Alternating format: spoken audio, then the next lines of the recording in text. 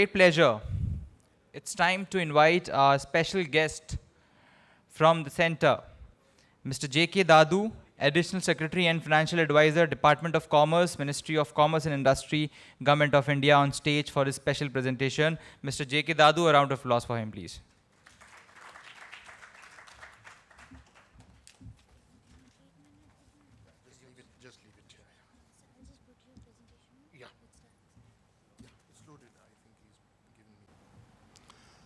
Good morning, ladies and gentlemen.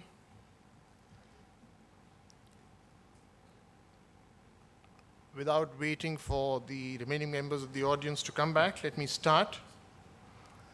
I'll give you a perspective of IT and the Department of Commerce and leave the smart city concept to the next 3 sessions, which are going to devote completely to smart cities.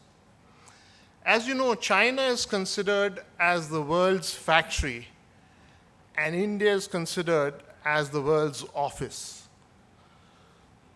From the perspective of commerce, we need to look at the role of IT and its impact on all business transactions, especially export transactions.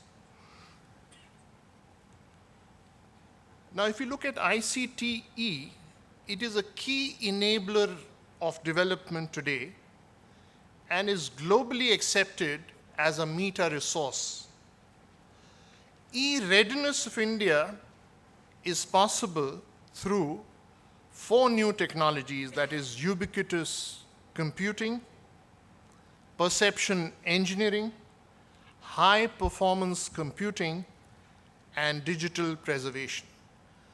E-readiness is possible with these 4 new technologies in a very big way. The Government of India and the various state governments have driven the adoption of IT and IT-based products and services in a very big way.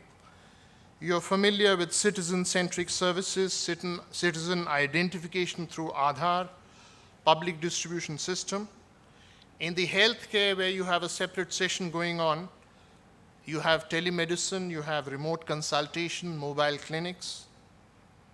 In education, you have virtual classrooms. In financial services, you have mobile banking, payment gateways, and things like that. All this has led to creation of a huge IT infrastructure in this country. And if you take it forward, you have electronic passports, filing of income tax returns, property tax submissions, filing of returns in the Department of Corporate Affairs.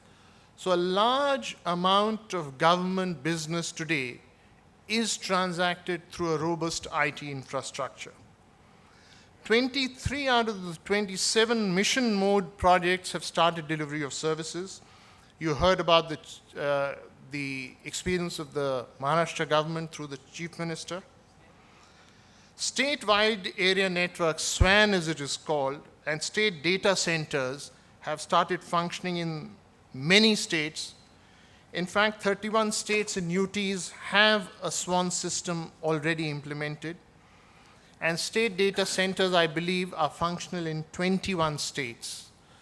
Once this gets completed for the entire country, it would be a great milestone to have been achieved in this field.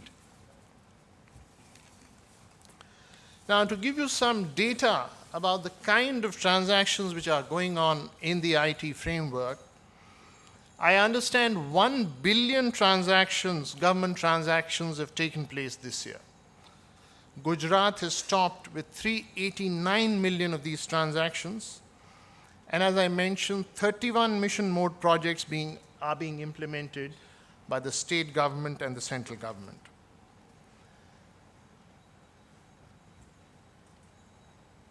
To enable transparency and efficiency, the Government of India has mandated the use of open source software in all e-governance projects implemented by different agencies.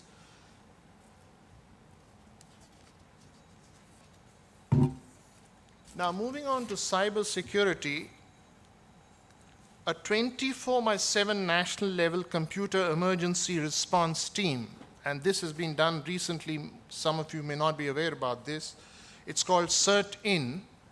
This will function as a nodal agency for coordination of all efforts for cybersecurity, emergency response, and crisis management. There's a major step taken forward which will ensure that cybersecurity becomes a reality to the extent it is possible.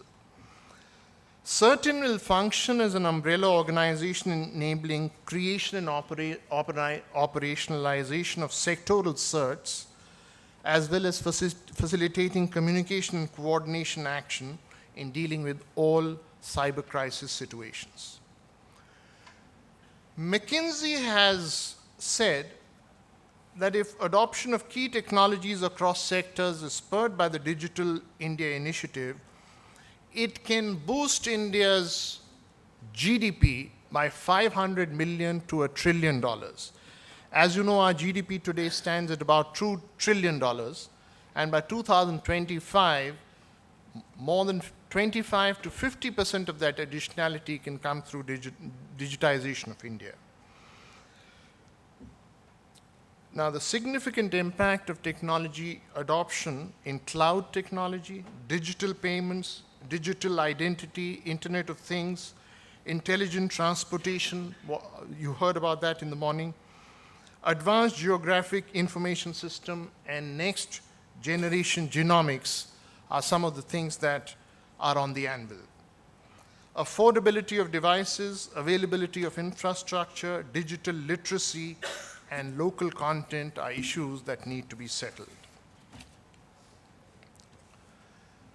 Now, if you look at the magnitude of the task before the Government of India, it is laying down 7 lakh kilometers of optic fiber network to connect all village panchayats by high-speed broadband services. This has to be done by 2017. The initial target was 2016. It's been extended by another year. Government has set a target to roll out OFC network for high-speed broadband services across 50,000 village panchayats. New hubs of information technology services are going to be created, and digital infrastructure of this kind will spur e-commerce, e-entertainment, and a host of other services. Department of Telecom has urged telecom service operators in the country to put nearly 6 lakh telecom towers on the GIS system for quick visual analysis and planning and managing the system.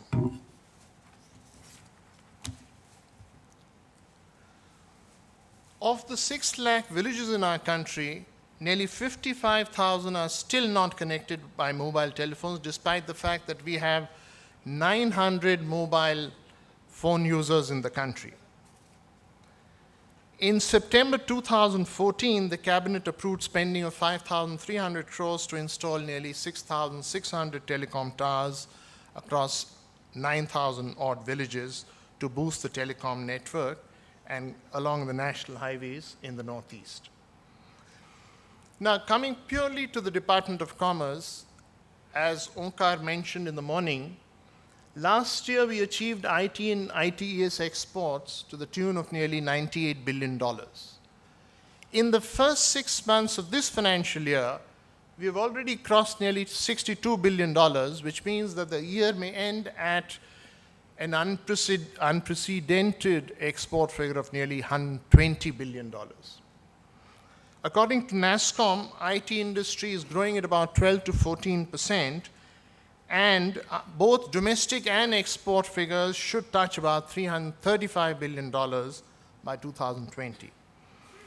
IT services will contribute nearly $225 billion out of this and make it the leading service provider for the country.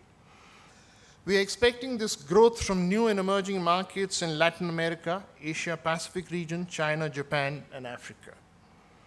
The new verticals that we think will bring this growth are utilities, transport, healthcare, media, and entertainment. Now, if you look at the Bpo industry of India, it is currently estimated at $15 billion, according to NASSCOM. And this includes voice-based customer care, finance and accounting, insurance, and basic human resource functions. NASSCOM is responsible in a very big way in creating IT infrastructure and human resource development. It is setting up 9 more Indian institutes of information technology and helping to connect startup companies with system integrators. NASSCOM has also set up a Data Security Council of India and trained nearly 35,000 police officers and opened 8 cyber labs to do forensic and tackle cyber crimes.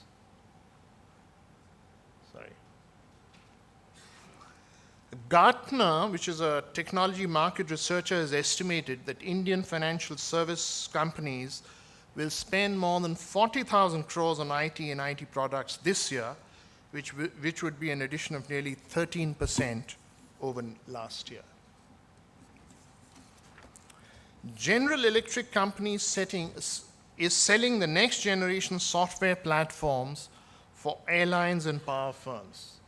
For instance, GE, as you may not be aware, has installed new software in 12,000 gas turbines, and 1% saving in fuel can help us save nearly $4 billion. For those of you who are not familiar, India presents an opportunity of being one of the largest cable and satellite markets on a global basis. The IT sector has a major role to play in this. Moving on to public cloud market. Now, each of these segments which I'm talking about, you will hear in the next few sessions. I thought I'll give you a bird's eye view of the complete thing. The public cloud market in India is expected to touch $2.5 billion by 2015, according to IBM. And IBM is trying to harness the potential of the cloud computing by setting up a new Asia-Pacific cloud computing data center in Singapore. Cloud computing, as you know, has applications in healthcare systems, telecom, HR recruitment, and manufacturing. I come to my last slide.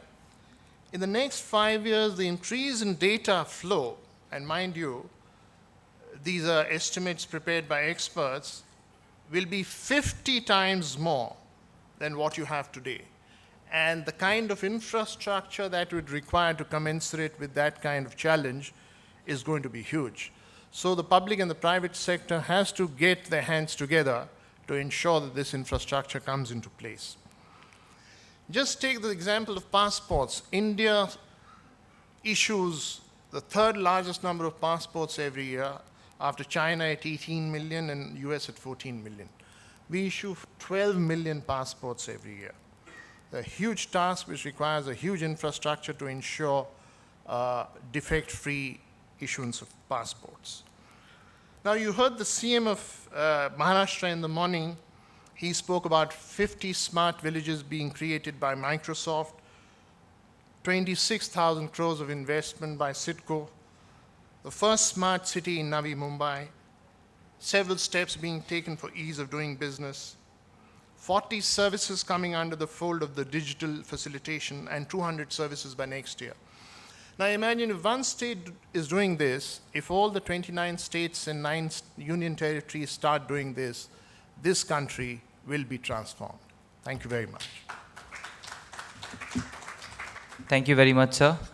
A round of applause for our guest from Center and Co-Program Chair, Director IT, Government of Maharashtra.